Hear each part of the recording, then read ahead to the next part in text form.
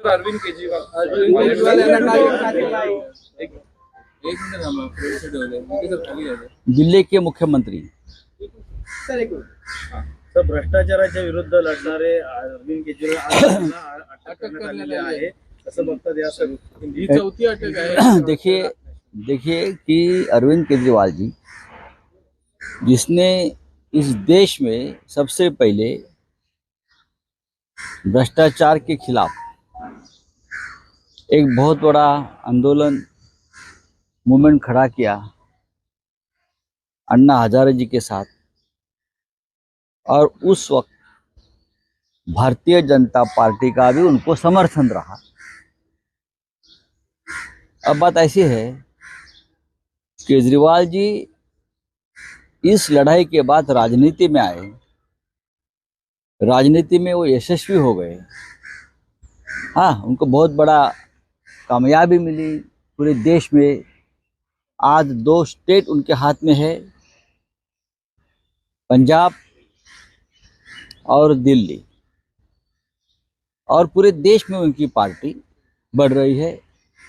चाहे गुजरात हो, चाहे हरियाणा हो, चाहे हिमाचल उत्तराखंड हो।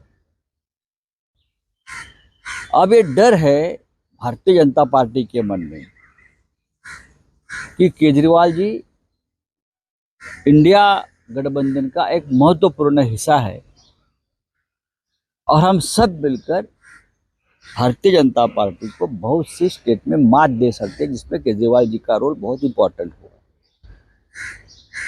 तो ये लिकर घोटाला, ये घोटाला, वो घोटाला, जो घोटाला अब तक सिर्फ कागज पे है, कोई एविडेंस नहीं है, एक पैसा किसी के खाते में नहीं गया है।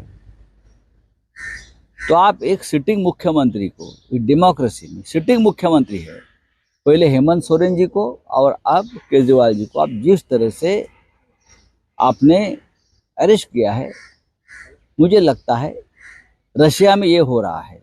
रशिया में, चाइना में, और जहाँ जहाँ तानाशाही के राज चलते हैं वहाँ इस प्रकार से काम वहाँ की सरकारें करती है।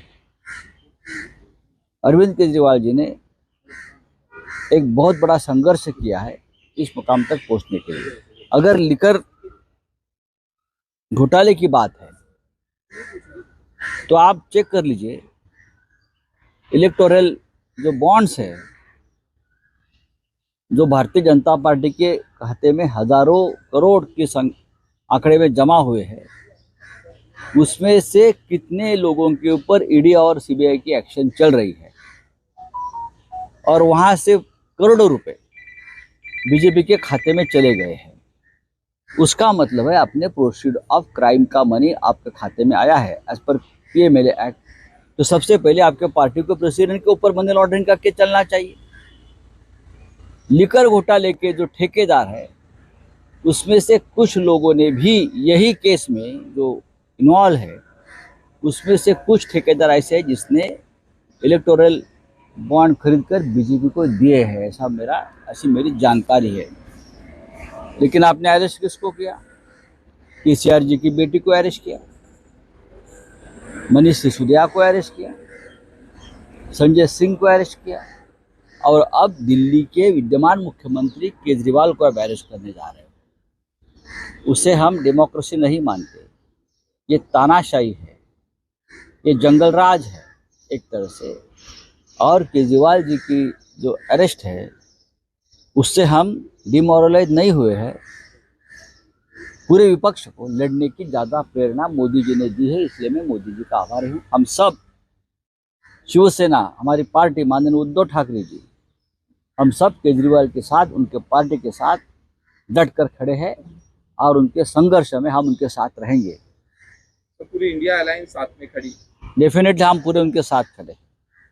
मैं मेरी पार्टी की बात कर रहा हूँ, उद्धव ठाकरे जी और पूरी शिवसेना हमेशा उनके साथ खड़े रहेंगे, उनके परिवार के साथ खड़े रहेंगे, और हम लड़ते रहेंगे। सर, मराठी आम आदमी पार्टी की ओर से आरोप लगाया जा रहा है, आम आदमी पार्टी की ओर से आरोप लगाया जा रहा है कि जो कार्रवाई है ना सिर्फ गलत है बल्कि इलेक्टोरल बॉन्ड के जो आंकड़े आए हैं उसको कहीं ना कहीं छुपाने के लिए। मैं यही मानता हूँ, मैंने कहा ना आपको कि अरविंद केजरीवाल जी का ऊपर जो हमला किया है, जिस तरह से उनको अरेस्ट किया है, वो जो भ्रष्टाचार सामने आया है, जो भ्रष्टाचार सुप्रीम कोर्ट ने सामने लाया है, हाँ, और पूरे देश में वो पूरी बात और रायता फैल गया है, तो वो दबाने के लिए कहीं ना कहीं केजरीवाल जी को अरेस्ट करके एक नई बात लोगों के सामने ला रहे हैं लोग। लेकिन इलेक्टोरल बॉन्ड इस विश्व का सबसे बड़ा घोटाला है और उससे मोदी जी, शाह जी और नड्डा जी और पूरी भारतीय जनता पार्टी बच नहीं सकती।